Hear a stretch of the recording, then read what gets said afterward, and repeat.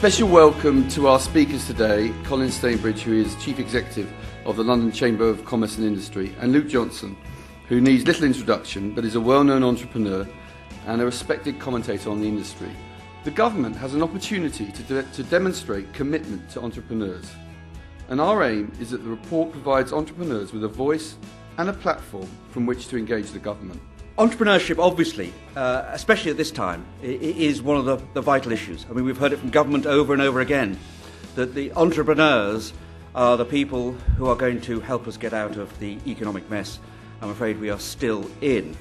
A study published last year by Gallup, the research people, shows that in every country in the world, the number one priority of citizens is actually not to be happy, it's to get a good job.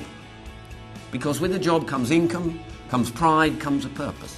One of the things people get so wrong is the idea that entrepreneurs do it just for the money. You know, the money is, in a sense, the lubricant, but it's almost a byproduct of what they go out and do. It's a bit like jobs.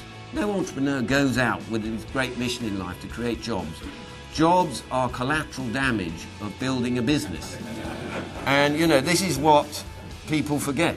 I'm an entrepreneur and have been trying for 10 years, and it's just great hearing that other people go through the same issues that you do. It was great hearing Luke speak as a real entrepreneur and speaking up for the voice of entrepreneurs in this country. Now, I think one vital lesson I've learned, and unquestionably all those successful entrepreneurs I've ever spoken to are very well aware of it, is that failure is not necessarily the catastrophe that so many people think it is. You need to lose money in companies that sink, as I have on far, far too many occasions, to actually understand about equity risk and be grown up about it. It's only by making such mistakes that you get better and we learn. From my point of view, what Luke said was really interesting about, on the one hand, we need to sort of have government get out of the way and let people get on. On the other hand, we need to have real sort of support for the entrepreneurial spirit and say this is something that's important to our society and it's something that we really want to encourage. So those two initiatives I would suggest of deregulate employment legislation for companies under, say, 100 staff, and somehow or other stimulate the creation of new banking organisations that lend to business, I think would be the greatest of help to Britain and London's entrepreneurs. Fantastic, full of very good ideas, doesn't surprise me. I just hope that Britain, that we create more entrepreneurs and that people aren't afraid to lose and that the government supports them. I believe success is about being vitally engaged in something worthwhile, making a difference for the better, and enjoying life while you're at it. Now, for me, over the last couple of decades, that's meant owning and operating my own companies.